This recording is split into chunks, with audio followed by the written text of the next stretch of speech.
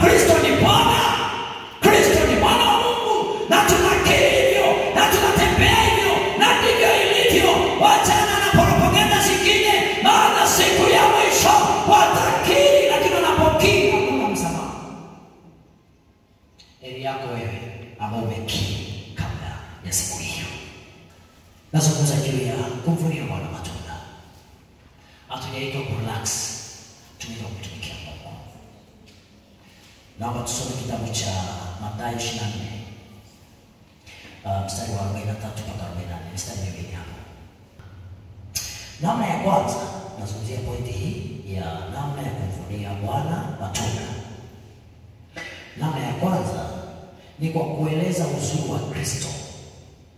Namna ya kwanza ni kueleza uzuri wa Kristo. Tunaenda kwa mtaani kwa kushuhudia. Naomba usije kusema elimu yako umefika la ngapi, una watoto wangapi. Amina. Eleza uzuri wa Yesu.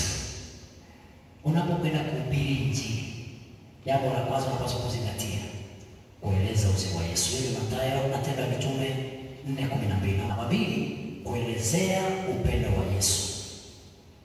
Unapokwenda kuhubiri Injili ya Yesu, jambo la kulizingatia au jambo ambalo au namna ambayo unapaswa kwenda kuhubiri Injili au namna ya kwenda kuvunia Bwana matunda ni kwa kuelezea upendo wa Yesu.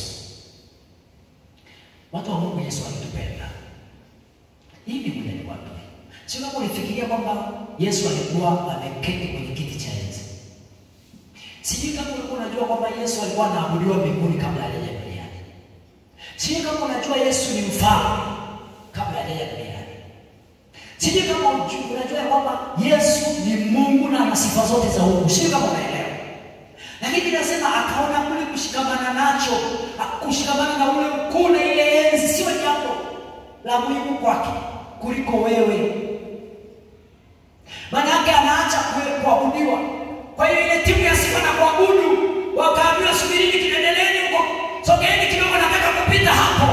Naenda duniani. Sikiliza. Yesu aliacha kiti cha enzi akashuka duniani. Aliacha kiti akashuka duniani. Yote hiyo ni kwa sababu ya upendo. Ukubali ule upendo wake. Ule upendo ukaingia ndani yako. Ule upendo ulipoingia ndani yako ukakuthibitisha wewe kuwa mwana wa Mungu. Sema haleluya. Na ulipokuwa mwana wa Mungu unamwona sura na mfano wa Mungu. Kwa hiyo kila ambacho Mungu angefanya hata wewe leo unaweza kufanya. Yesu aliponya viziwi, leo hata wainjilisti tunaweza kuwaponya, maana anayefanya ni yule aliye ndani yetu. Kwa hiyo haya yanapotokea tusibadilishe mabega, tushuke chini sana, alafu tupe utukufu, atafanya zaidi.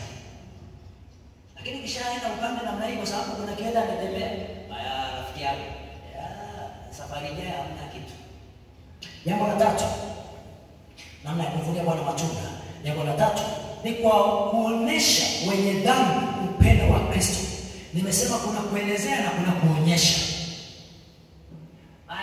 Hizi ni pointi mbili tofauti. Unaweza kuelezea, lakini wewe mwenyewe hata upendo watu unachukia watu. Jamani Yesu, mama ananisihimu kwa upendo wangu. Lakini wewe unachukia wengine, huna upendo. Unaizuia Injili ya Kristo. Kwa pamoja na kuelezea upendo wa Kristo, onyesha kwa matendo. Lakini jambo la msingi unatakiwa kuwa nao, lazima uishi maisha yanayopaswa kuigwa kama mhubiri wa Injili.